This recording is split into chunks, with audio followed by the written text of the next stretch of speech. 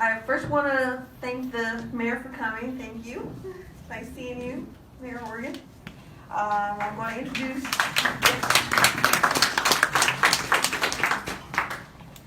to introduce Malcolm Costa. He is the president and CEO of the Akron Summit Community Action, and we want to welcome him. And he's going to talk a little bit about Dave and introduce our speaker. Welcome, Malcolm.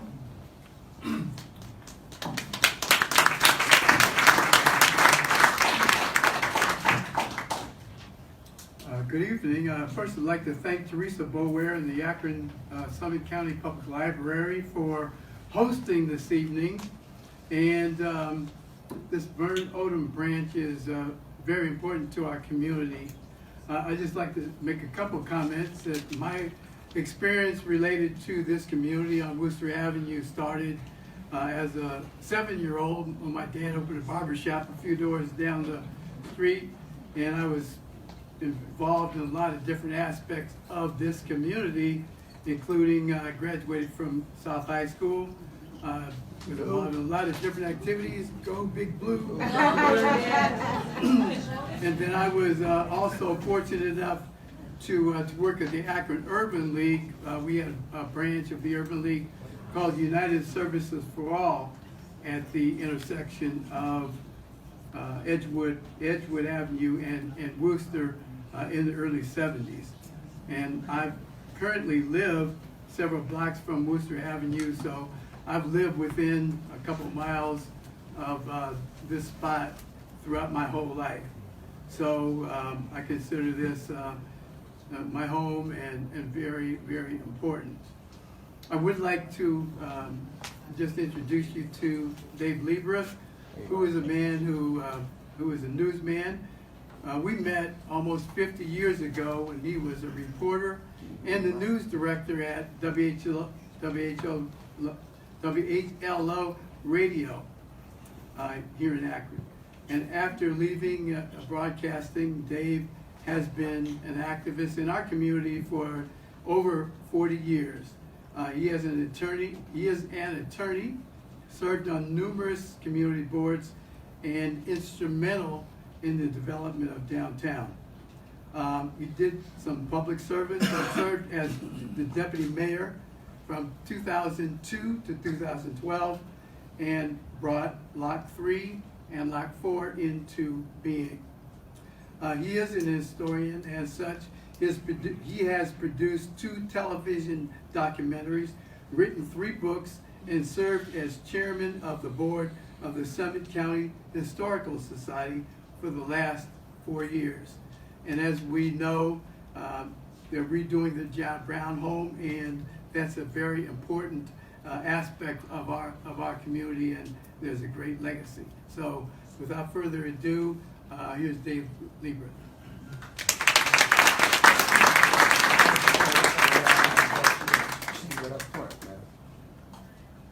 Thank you very much, Malcolm. Good evening, ladies and gentlemen. It's a pleasure to see Mayor Horgan here tonight, along with Deputy Service Director Chris Little. Councilwoman at Large Linda Amobian is here. Assistant Law Director Shamus Malik is with us. And of course, there's Marco Somerville in the back, who most of you know as your former Ward 3 councilman, now an assistant to the mayor. Most of you know that Marco is also a funeral director. I always say that he's the last person to let you down. That's been true. I hope I haven't missed any other city officials who are here with us tonight. But the Beacon Journal has done a wonderful job these last 3 days. Doug Livingston is here too, who has written those stories and accumulated the stories of what happened 50 years ago tonight, right outside our windows here on Wooster Avenue, as it was called then, Vernon Odom Boulevard, as it is called now. We're going to talk about history tonight, what happened in the past. There will be an opportunity for you to participate when we're finished with this presentation, since many of you may have recollections that you want to share with us. In 1997, President William Clinton came to Akron to hold his first town meeting on race. I was privileged to be the moderator of that program on C-SPAN television. It was broadcast nationally. And as I told the group that day at E.J. Thomas Hall, This is a conversation that Akron has been having for 168 years. Let me step back into history for a moment before addressing the subject at hand. The subject at hand when race relations went into the street. Akron was settled in the early 19th century by men and women, mostly from the state of Connecticut. They brought with them a dedication to social movements of the time, which included education for all children, temperance, women's rights, and abolition. In 1851, Isabella von Swearingen addressed the National Women's Rights Convention on North High Street. Of course, you know her as Sojourner Truth, best remembered for her speech, "Ain't I a Woman?" 1850 was the year of the horrendous fugitive slave law. It allowed slave catchers from the South to come north and to shackle any African that they might find north of the Mason-Dixon line and return them to bondage, or to place them into bondage, sometimes for the first time. In the 1850s, Akron, Hudson, Talmadge were what we might call, to use a modern term, sanctuary cities. When lawmen from the South came here, they found a very chilly reception among the people who had settled the Western Reserve. In 1854, two men appeared at the Howard Street train station claiming to be federal marshals. They had a warrant for the arrest of a popular African-American barber whose name was James Worthington.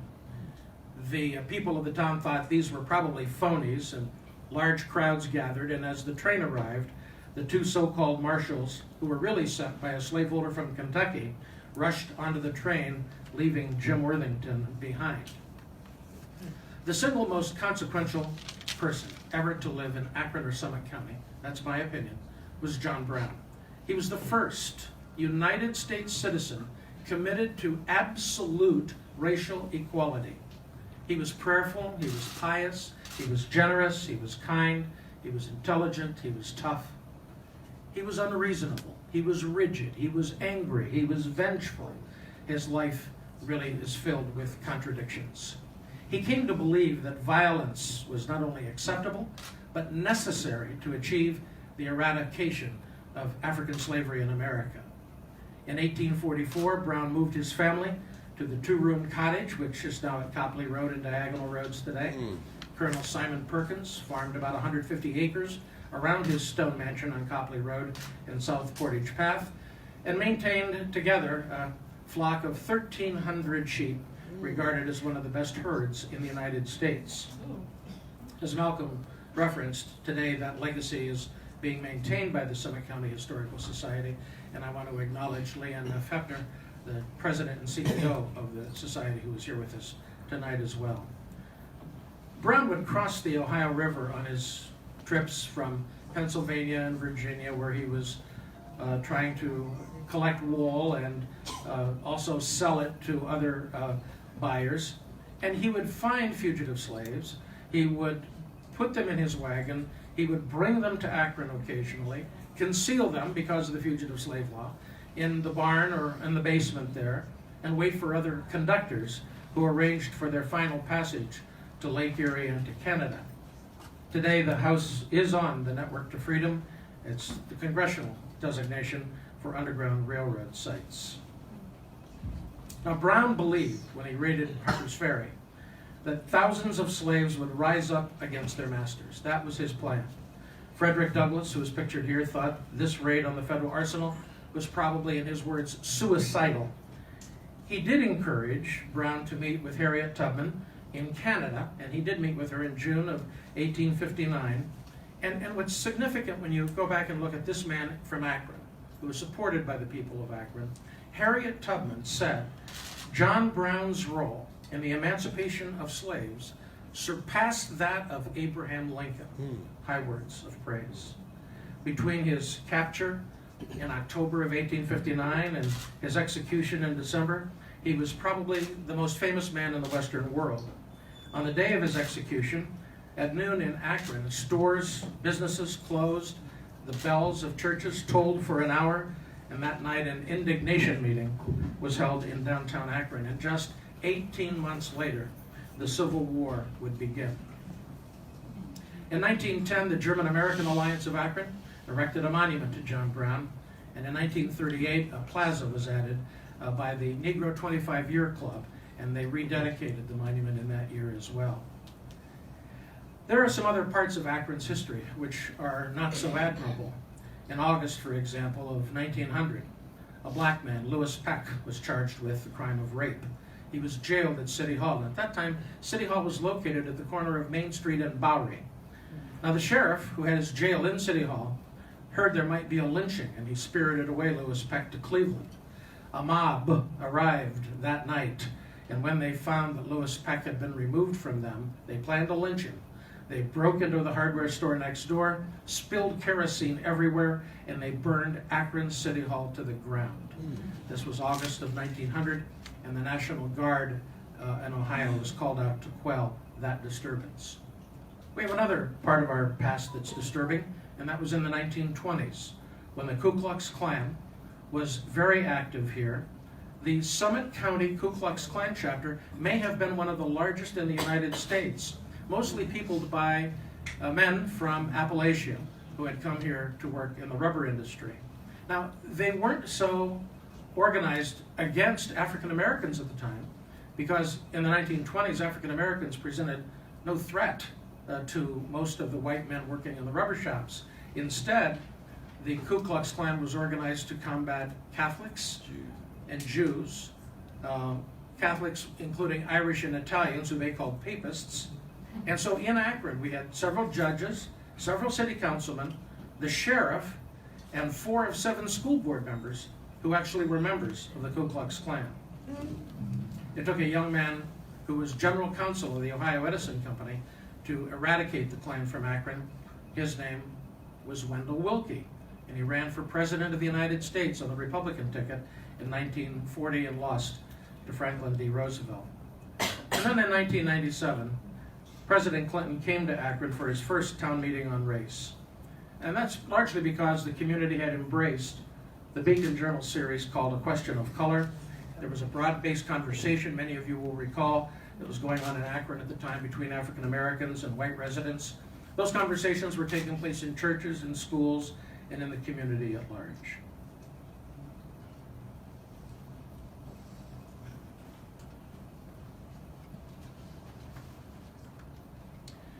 So earlier this year, right at the beginning of the year, I picked up a copy of Smithsonian Magazine. The cover story was called 1968, the Year That Shattered America.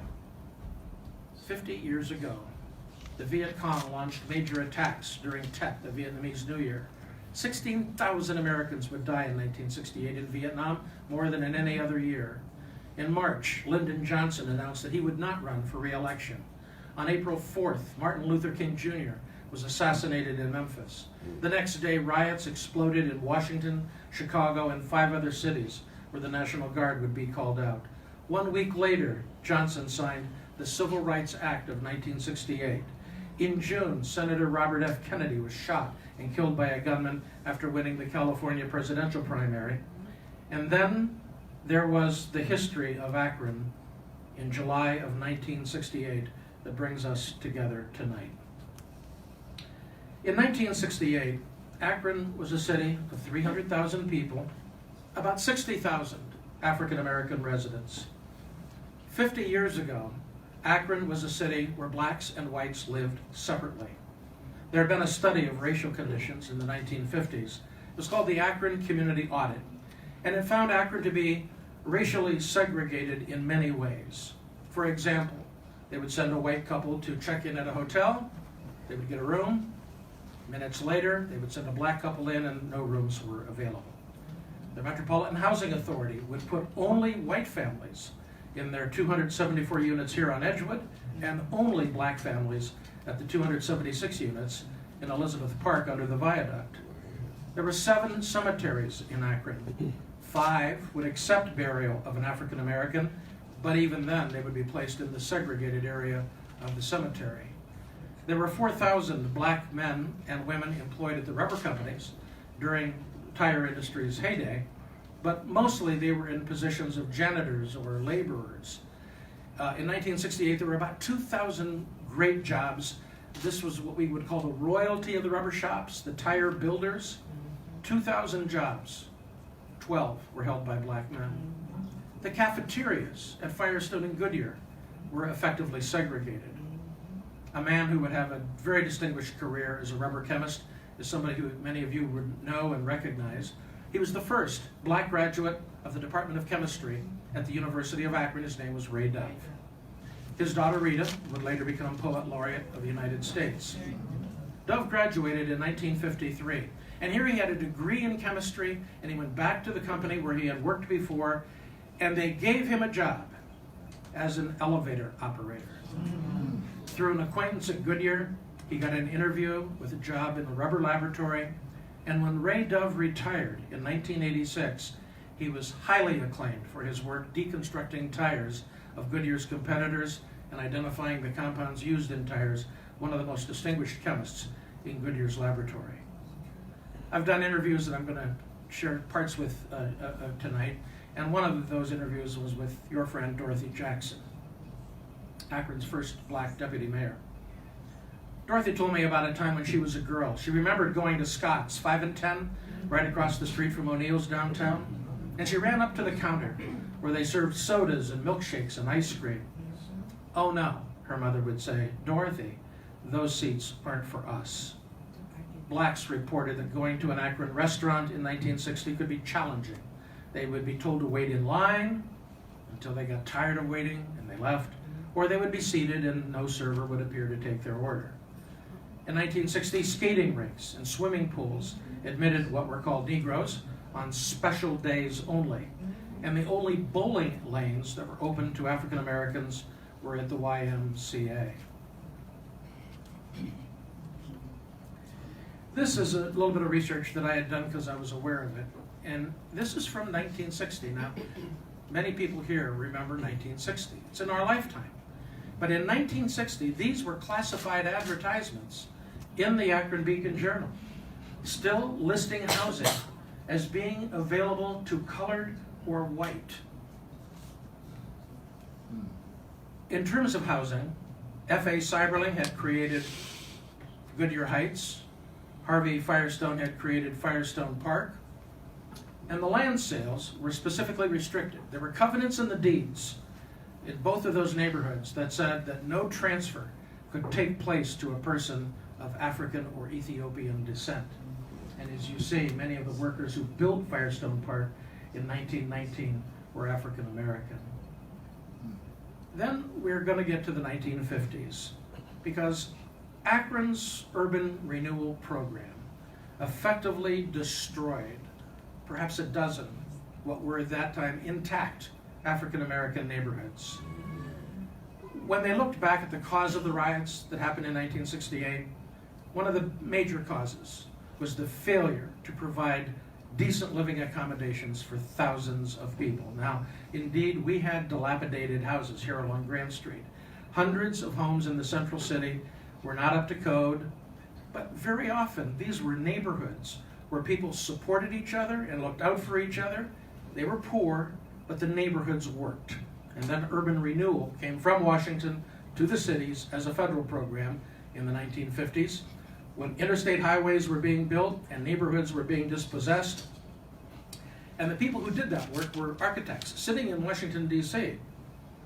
In Akron, from about 1960 to about 1970, the city would transplant 3,000 households. More than 80% were African American. Let me say that again.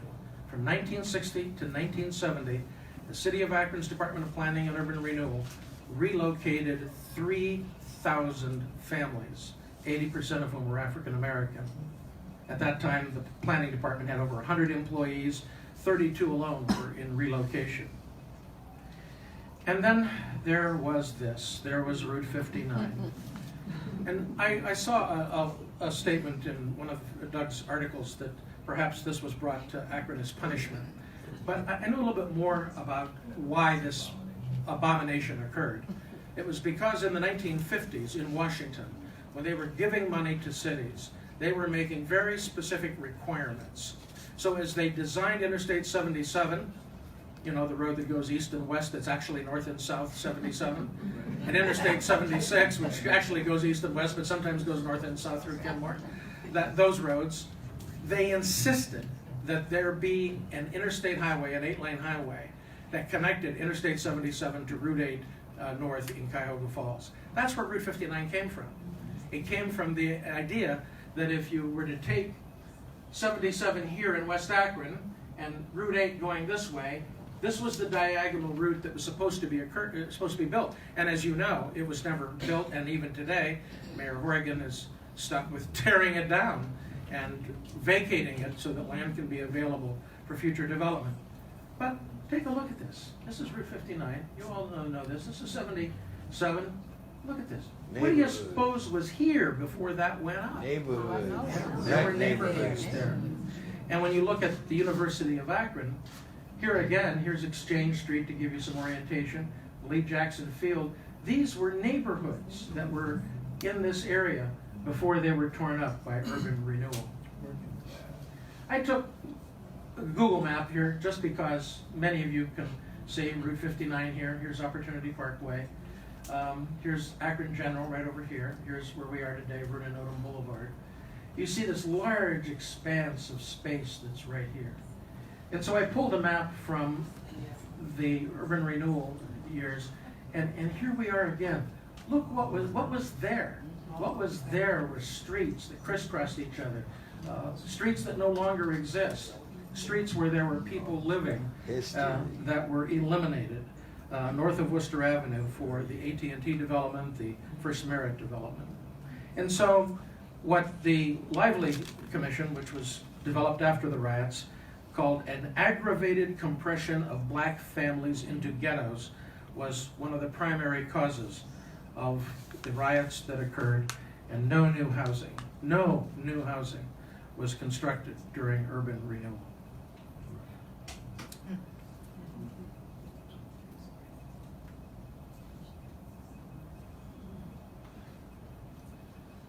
So there was this 21-year-old kid from the University of Akron in the third week of July 1968, and this was an opportunity for me to start my first real job with a commercial radio station in the news department. My first night as a paid reporter came right in the middle of the most tumultuous week in Akron's history, the week of July 15th, 1968. It was going to be a volatile summer in any event. In early July, there were young men on the west side here in Wooster Avenue area who got into kind of what we would call a territorial dispute with young men on the east side over in the Arlington Street area. And police had been called out to break up rock throwing and bottle throwing disturbances. And of course, that Friday, the summer home of the Cleveland Orchestra was going to be open to the public. Blossom Music Center was expected to sell out the covered outdoor pavilion, and they had planned to welcome 15,000 people on that Friday night.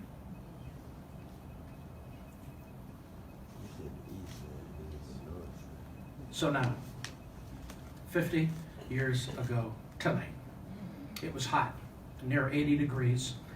The humidity was at a suffocating 84%. At 1 o'clock in the morning, a group of young men broke windows in South Main Street. About 15 stores had their windows broken, and then there was Olson Electronics at the corner of State and Water Street that were broken as well. The windows at Leroy's Jewelers were broken. So police chased the young men down Bowery Street, right into the Wooster Avenue neighborhood.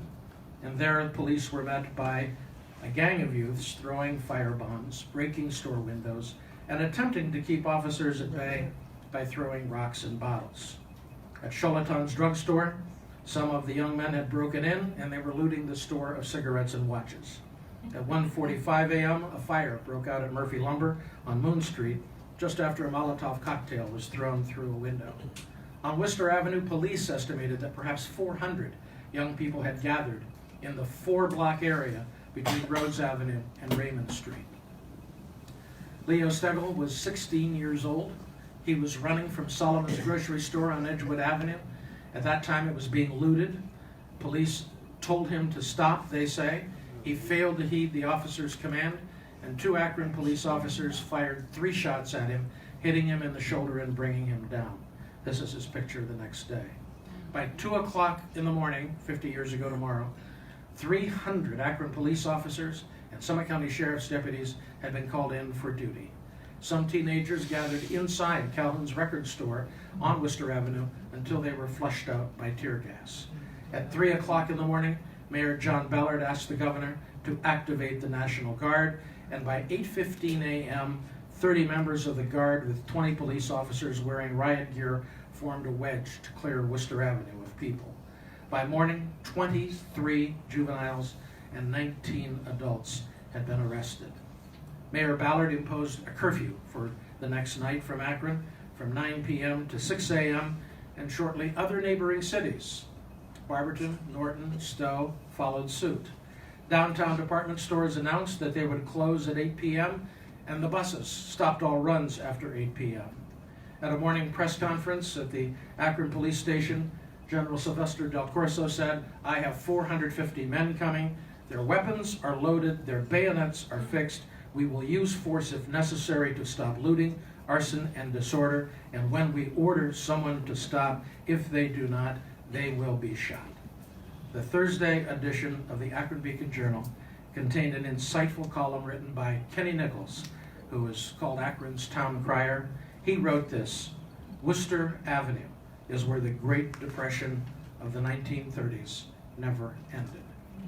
Mayor John Ballard said he was concerned about a deep and serious hostility toward Akron police. Attorney Edwin Parnes, president of the NAACP, said he was concerned about a deep and serious hostility by Akron police towards black citizens.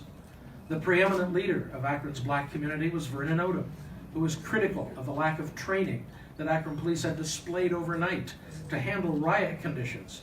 He cited indiscriminate beatings of black men by the police, including some of the adult leaders, trying to keep the youth from conducting these disturbances, and Odom expressed concern about the overuse of tear gas. Then on Thursday, July 18th, it rained. All of the businesses on Wooster Avenue had closed. That night, 12 businesses were attacked, often by gangs of youth doing smash and grabs. In one grocery store, the meat was pulled from the store and thrown onto the street. Many of the young people gathered at a barber shop on Wooster Avenue. Next door was the office of the new Afro-American Liberation Front. It was surrounded by the police, who smashed the windows so they could throw tear gas into the building. And that night, 106 more individuals were arrested, 83 for curfew violation. 28 people were injured and treated at Akron hospitals. There were 3 firebombs thrown that night. One of the targets for these 2 nights of violence and looting was the Sparkle Market, the grocery store, where most of the neighborhood residents shopped. The owner was Carl Saferstein, who grew up in the neighborhood, and he described what was happening as a bad dream. He was quoted in the Beacon, "I saw 25 years of my life go down the drain." And then he closed the store and laid off his employees, all 11 of them, most of whom were African American. Stan Zalob of Stan's Family Store said he'd been in business for 22 years and he was closing for good. 67-year-old Max Minty ran the Lake Erie Fish Market. The windows had been smashed. He said, "I've never felt so bad." Later, black leaders would allege that these store owners and others, the majority of whom were Jewish, provided inferior merchandise at excessive prices. And then on Friday, all of West Akron was concerned about how they were going to get to the opening of the Blossom Music Center with a 9 p.m. curfew in effect for the entire city. Mayor Ballard said anyone who had tickets or was headed to Blossom for lawn seats would be given a pass. That Friday night, Blossom sold all 4,600 seats in the pavilion, and they expected 15,000 on the lawn, but half that number showed up to hear Beethoven's Ninth Symphony. That afternoon at the fire station on Wooster Avenue, where the National Guard was headquartered, General Del Corso approached a young black boy at the ball field next door to the fire station. The kid had a ball and a glove, and General Del Corso said, "Hey, why aren't you playing?" To which the boy answered, "Not until you guys get the hell out of here." That night, there were 20 fires set, including the Rosatani Club and Red Supermarket on Edgewood, which was gutted, and 53 more arrests were made. On Saturday, African American leaders met with Mayor Ballard. They said to him, we've been telling you for 3 months that this was going to happen. They complained about the report from another neighborhood leader who saw 5 black men beaten by police, he said, for no reason. And so they asked the mayor to remove the National Guard and to pull back from the street. The mayor did agree to move the guard to South High School and to delay the curfew on Saturday night to give them a chance to establish peace. On Saturday, July the 20th, the crowds on Wooster Avenue and now on Arlington Street as well were dispersed by tear gas. 200 people had gathered in front of the Allen Cleaners on Wooster Avenue. Rocks and bottles were thrown, and there were additional reports of looting. By Sunday, the 21st of July, the National Guard force was now at 1,000 soldiers in Akron. Many were encamped at the Rubber Bowl. They added armored personnel carriers to their force, armored personnel carriers that drove soldiers through Wooster Avenue. And this is truly one of the most remarkable pictures in the Beacon Journal's archive. That one. There was even a machine gun emplacement set up on Wooster Avenue. Look at the size of those bullets in that belt that they were ready to fire. The curfew that had been lifted now was reimposed, and on Sunday there were 9 fire bombings and 81 arrests. The councilman for the 3rd Ward, the distinguished Ed Davis, was in despair. These kids are leaderless and they are running wild, he said. On Monday, July 22nd, the curfew started at 10 o'clock. There were 3 fire bombings, including a house on Copley Road. 61 more arrests were made. Black leaders announced a boycott against all white-owned businesses. A community meeting was held at the Urban League. White reporters were banned from attending. There were no black reporters in Akron. That day, Mayor Ballard did meet with the Civic Unity Council that had been set up in the 1950s. It was headed by Obie Evans. The Beacon Journal editorial page began focusing on these issues, saying, white Akronites didn't see the problems of black residents, their treatment by police, housing discrimination, and segregated schools. Young African Americans were saying to their elders, for all of your patience and your forbearance, where's it gotten you? The curfew emptied the streets as far north as Hudson. Another interview that I conducted in the year 2000 was with the CEO of the B.F. Goodrich Company, John Ong. He told me that he lived in Hudson, and he said at 1968, the people of Hudson were worried that gangs of youths would come as far north as their city. Carl Hay was an attorney at Browse McDowell. He said, I hate guns, but that week, in July of 1968, he started carrying a loaded pistol to his office in the First National Bank Tower downtown. And amidst all this tension that spread throughout the community, there was this one moment of levity. Because Akron's downtown bars and nightclubs had now been closed for 6 straight nights, the Beacon Journal reported that all of the go-go girls working in the city had left town for other places where they could find work. And then on Tuesday, the publisher of the Beacon Journal, Ben Maidenberg, tried to arrange a peace conference, which you may have read about in Doug's story with John Roberts. Is Mr. Roberts here tonight? I don't know. He was going to be here. Oh, there's Mr. Roberts there. And there's a picture of you, John, from the Beacon Journal. John's the last surviving member.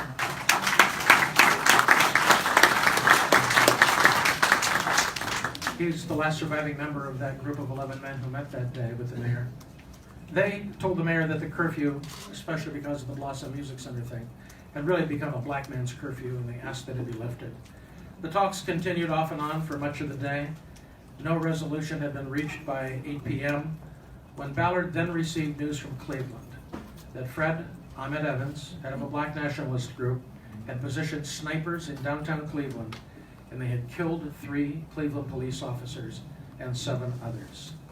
Ballard was reluctant to pull back any of his forces or to lose any of his tools, but that night in the mayor's office, Ben Maidenberg asked the black leaders to stand if they could make a commitment to do everything in their power to end the violence, and 11 men stood up. Ballard gave them until 9 o'clock to act. At 8:40 p.m., the curfew was lifted.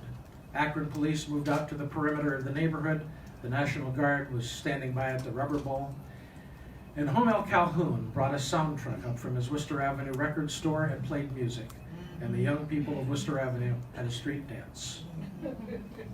Wooster Avenue had really been one of the city's primary enclaves for Jewish residents from Hungary and Eastern Europe for much of the 1920s and 1930s, and it had been an intact neighborhood for black residents for much of the 1940s and 1950s. But after 6 nights, 57 fire bombings, 400 arrests, the call out of 1,000 soldiers, I think we can say that Wooster Avenue would never be the same again. Later that week, on July 27th, Mayor Ballard wrote a letter to Dr. Edmund Lively, head of the sociology department at the University of Akron, asking him to chair a 10-member commission to study the causes, direct and indirect causes, of the disorder and to make recommendations. And the commission would hold hearings that fall and that winter, and in April they would issue its final report. And the findings included this: these disorders were not deliberately started, although there were persons and groups who were receptive to trouble and willing to encourage it and accentuate it. The primary cause, it said, was resentment against the discrimination toward blacks in all areas of community life. Some anti-Semitism, some personal animosities, some opportunism, hooliganism, and a lot of youthful excitement. Another cause was the failure of law enforcement officers to distinguish black citizens who at considerable personal risk were attempting to ease tensions and disperse those who were creating it and not being able to separate them from active contributors to the disorders. The police were convinced that the use of chemicals, tear gas, minimized the need for physical force, but many African Americans in the community at the time were certain that there was an excessive and indiscriminate use of tear gas. And finally, Dr. Lively wrote this: "No human being, no matter what the color of their skin or the extent of their patience, can live without the hope of accomplishments. The failure to show concern about the conditions of poverty, deprivation, degradation, inequality, and discrimination," still quoting, he said, "is the food on which tension and hostility feed." And then he concluded with this: "Collective violence is a measure of the extent of desperation of people who see no other way to be heard." A year after the Lively Commission report was issued, the Beacon Journal went back and looked at what happened in the interim. Some issues had been arrested. Councilman Davis was disappointed that the mayor had failed to appoint a Human Relations Commission that would replace the Council of Civic Unity, which had been founded by Opie Evans in 1948. There were some improvements. For example, the city did send in crews to remove debris and address the problem with rats. Wooster Avenue became the only city neighborhood that was getting twice a week garbage pickups. The main issue in the report was the absence of recreational opportunities for youngsters, so the city hired 10 new recreation supervisors and invested $800,000 in the Lane Wooster athletic fields. They installed a portable swimming pool for kids behind the fire station on Wooster Avenue in 1969, and they brought sensitivity training and a new initiative to recruit African American police and fire officers. That was July of 1968. And then in August, on a national level, the Democratic Party nominated Hubert Humphrey for president. Here he is on the steps of the Summit County Courthouse. Both he and his opponent came through Akron to campaign for president. The Republicans nominated Richard Nixon. Here's his campaign at Memorial Hall at the time, now later the arena, with a group of selected Republican officials. And then, just to show you how the times were changing in other ways, in September of 1968, 100 women picketed the Miss America pageant in Atlantic City. They threw girdles, bras, hair curlers, and false eyelashes into what they called a freedom trash can. And then in November, Richard Nixon was elected President of the United States. And some of you will remember how the year ended. It was on December 24th, Christmas Eve, when 3 men flew around the moon, completing the Apollo 8's mission. So in the last decade, I estimate, there has been about $200 million invested in the Wooster Avenue area. Much of this money was thanks to Councilman Somerville. New homes like City View and Rulac Circle, a new Urban League and Community Learning Center, a new Akron Zoo. Edgewood Homes replaced the projects, a $68 million project, a new Lane Field, and perhaps, for the first time in 50 years, one other thing has returned to Wooster Avenue, and that's the hope of accomplishments. Thank you, ladies and gentlemen.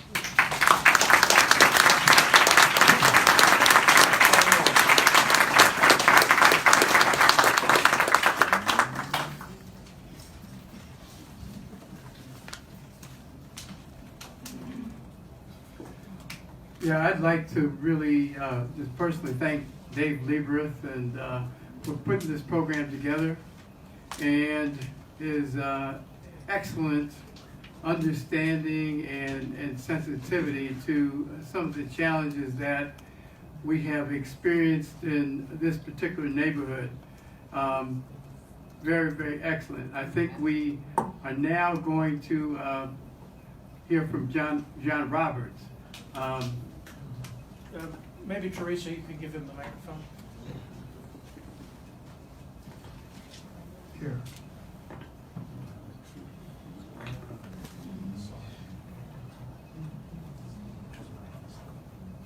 Thank you, ladies and gentlemen. It's my pleasure to be here with you this afternoon.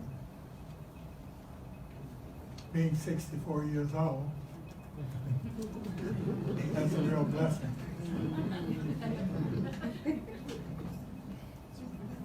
And most of all, I want to be so thankful that the Lord have allotted it to be that if I don't make it back home, that the elders of Wooster Avenue finally receive the recognition that it deserves. Amen.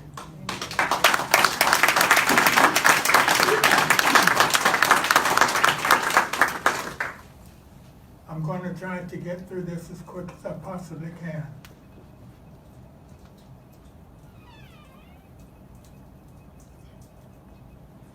It's okay. For during the session, there was a songwriter, and Mr. Calhoun in his record shop would play these records, and I remember so well that one day the record was playing, and songwriter word was that they say it's a weak man who cried. White man with eyes. Ladies and gentlemen, I could go on and on and on, but I want to be so thankful to Mr. Livingston that wrote these articles the last few days, and so superbly, and you, Mr. Lieberth, is bringing the true history to us. I think the mayor left. I wanted to thank him for, in today's paper, I think I read where that he said, Mr. Roberts, John Roberts, told me if I continue to follow the direction that I'm headed, I'll heal this problem. That's a great honor to receive that from you, Mr. Mayor. And as I said, Mr. Livingston that wrote these articles, the Beacon Journal did such a wonderful job, but I thank him for mentioning Mr. Dave Lieberth and also Mr. Ben Maitenberg. For at the time that we stood in the mayor's office, and the mayor had every reason to be concerned because of what was taking place. But then Mr. Maitenberg looked at me and he said, "What is God telling you?"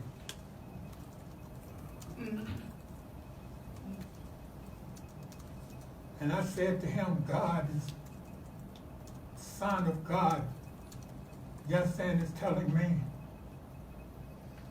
to do what I'm supposed to do." And he said, "Then go do it. And when you come back, I'll be waiting for you."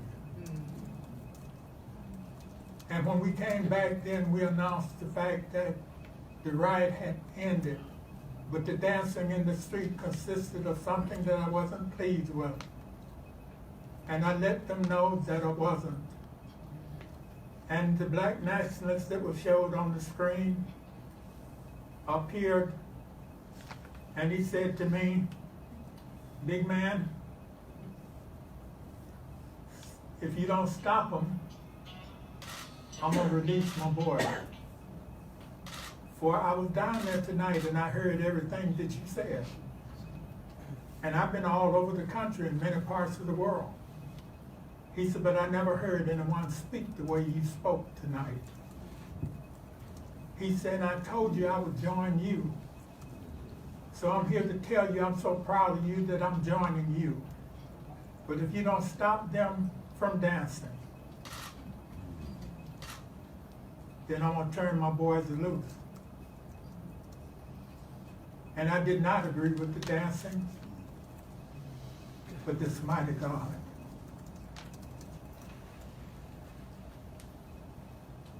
that I serve, hopefully we serve. I just looked up and said, "Lord, let it rain."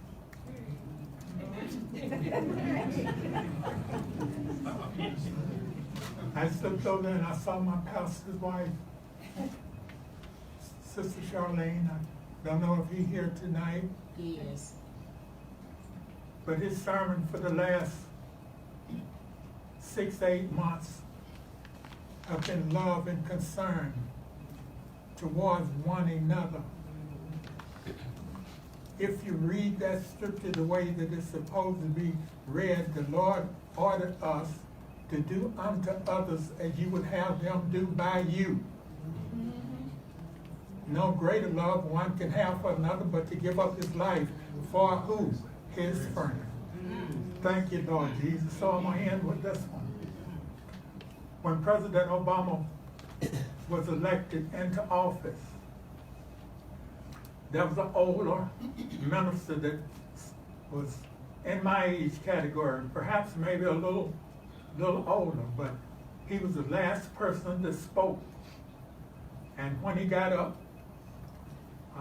he said, "Well, President Obama, now you the President of the United States of America." And then he went on to say, hopefully, the white will do right, the brown will be able to stick around, the yellow will still be mellow, and the black won't have to get back. Oh yes, it sounds somewhat like it's kind of funny, but when we refer to the Indians, we refer to the Indian as the Native American. Well, the Native American was here before any of us got here. We agree with that, won't we? Yes. So inasmuch as the Native America was already here, the rest of us was immigrants. Is that right? Yes. And inasmuch as we was immigrants, and that man up above named Jesus said unto us that whatsoever you sow, that shall you also reap. Oh yes, it's paying time. But it's okay. But I want each and every one of you to leave here with the drive and give the young people, I don't care what color they are, I don't care, you understand what I mean? That really doesn't matter. But get them to understand the dream of Martin Luther King that he foreseen the day. Yes, yes. You understand? The black man, the Chinese, the Japanese, the German, with German hands and frame, saying free at last, free at last. Thank God, free at last. Sister Charlene, I wish you would sing a little song for me, but it's all right. But I mean what I'm saying. And so I'm so honored to be able to represent those men. And as I said before, thank the Lord that He allowed me to still be here. But those men went to the street and they did what they were supposed to do. I was the youngest of the group at that time, 34. And then I went over this, been going over for the last 3-4 weeks, my mind been disturbed. But nevertheless, I come up with the fact that they were military men. And as much as they were military men, then that means that they understood that the captain or whatever the position that the higher authority held didn't mean that they were going to be older. So they were willing to follow the leadership, you understand what I mean, of a younger man. And I just thank God for being on God's side and He on ours. Have a wonderful day.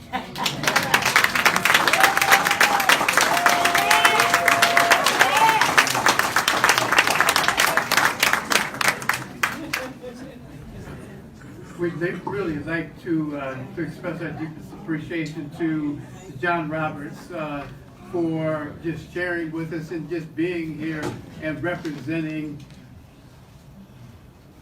this wonderful celebration that we're having of where we're moving. And thank you. Thank And I you just very want much. to say thank you to Mr. Costa, because your father and I used to communicate a lot. I don't know if you even remember, but he had a shoe shop next to the hidey hole. Yes. Okay, it's all right. Yes. We'd like to also like to acknowledge that several of our community leaders have come in, including the councilman of the 4th Ward, Russ Neal, our councilman at large, Veronica Brown Sims is here, and also Pastor Greg Harrison, Antioch Baptist Church, adjacent to this particular spot that we're sitting. So we really love them, embrace them, and thank them. We'd like to kind of open the floor for perhaps some comments and maybe perhaps some questions. So I'm not sure exactly how we do this. Well, if you could raise your hand, and then Teresa Beware will come to you with a microphone. Anybody who would like to speak? Ms. Amobi. Oh, Right in front of you there, Teresa.